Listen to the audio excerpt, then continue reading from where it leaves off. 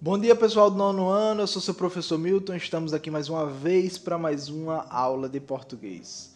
Pessoal, não vou ficar me alongando aqui, vamos direto ao ponto.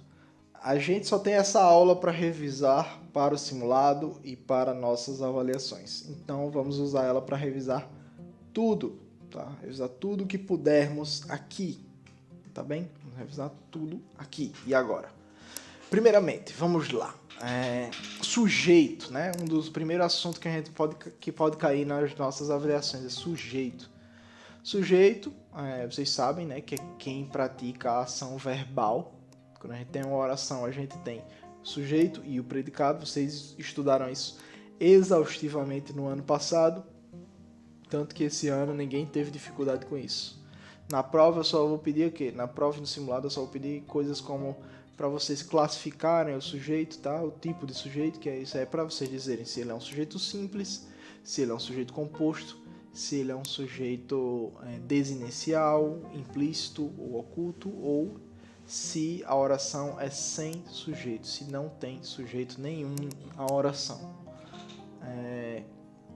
Então, isso é fácil, né? Para a gente diferenciar cada um. Sujeito simples, quando a gente só tem um núcleo. Tá? Se a gente tem um núcleo, o sujeito é simples. Se a gente tem dois ou mais núcleos, o sujeito é o quê? O sujeito é composto. Tá? Temos o sujeito composto. Agora, se eu tenho uma oração que tem o sujeito, tá? A gente consegue enxergar o sujeito.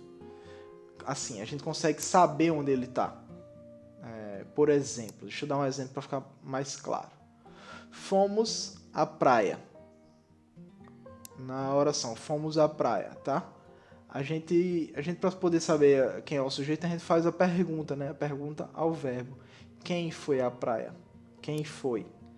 Nesse caso, quem é que fomos à praia? Nós. Nós fomos à praia. Só que não tem o nós na oração, tá? Só que a gente sabe, pelo contexto de tudo, da nossa conjugação verbal, da nossa língua, das nossas regras gramaticais, a gente sabe que se encaixaria o nós ali.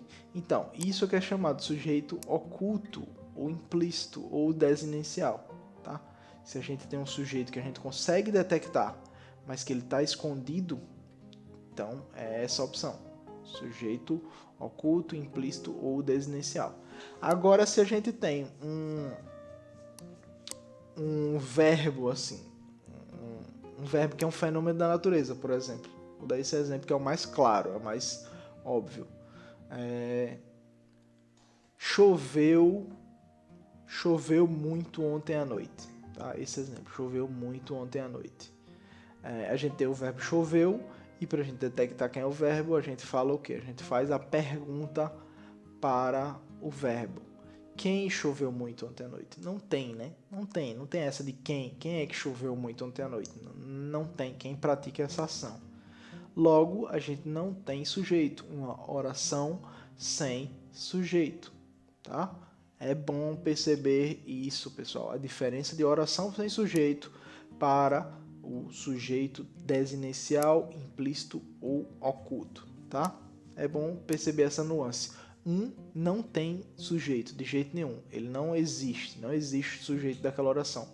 O outro tem sujeito, só que ele não está aparecendo naquela oração. Ele está implícito, tá? Ele está oculto, tá?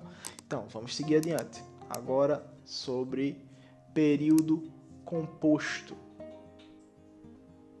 O período composto, primeiramente, o que ele é? O período composto por coordenação, né? Porque a gente sabe que o período é quando a gente tem mais de uma oração referente ao mesmo tema, tá? Eles estão tratando do mesmo tema, logo é um período. Ele está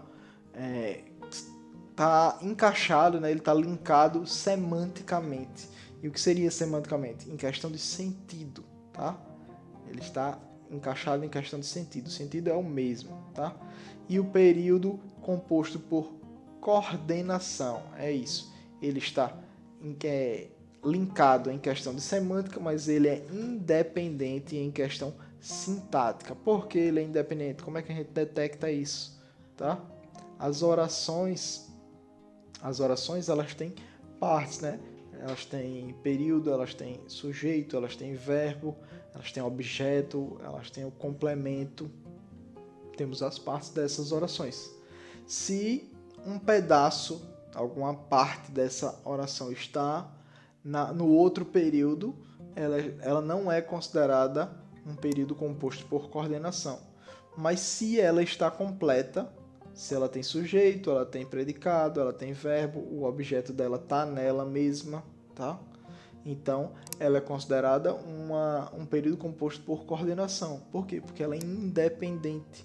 O período composto por coordenação é independente, tá? Da outra oração. A gente tem isso, tá?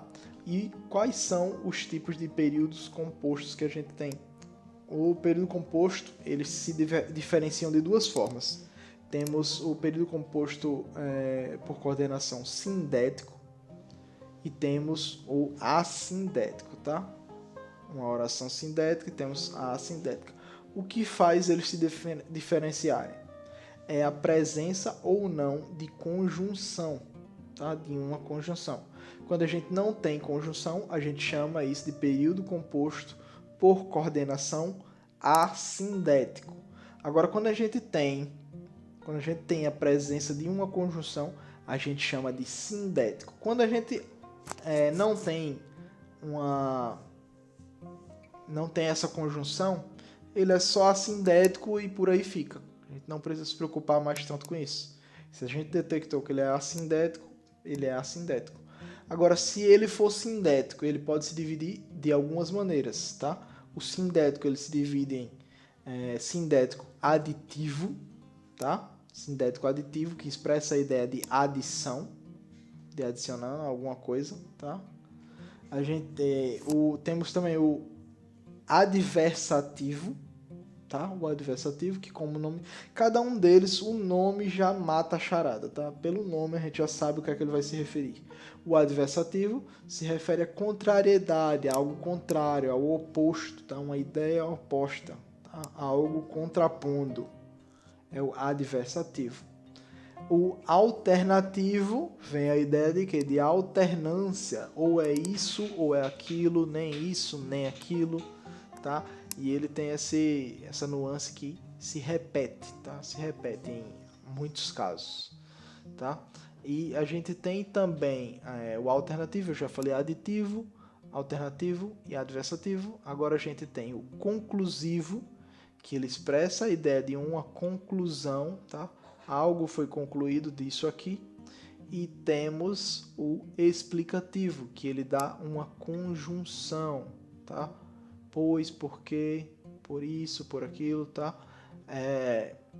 Esse é o explicativo. É assim que o período composto se divide. Vocês conseguindo diferenciar as conjunções, conseguindo diferenciar o sentido, vocês vão conseguir matar essas perguntas facilmente nas provas de vocês, tá bem? Sobre verbo, a gente acabou de revisar verbos na aula passada, tá? Passamos muito tempo estudando verbos, então acredito que vocês não vão precisar dessa aula extra sobre verbos, tá? E eu só iria me repetir aqui, tá?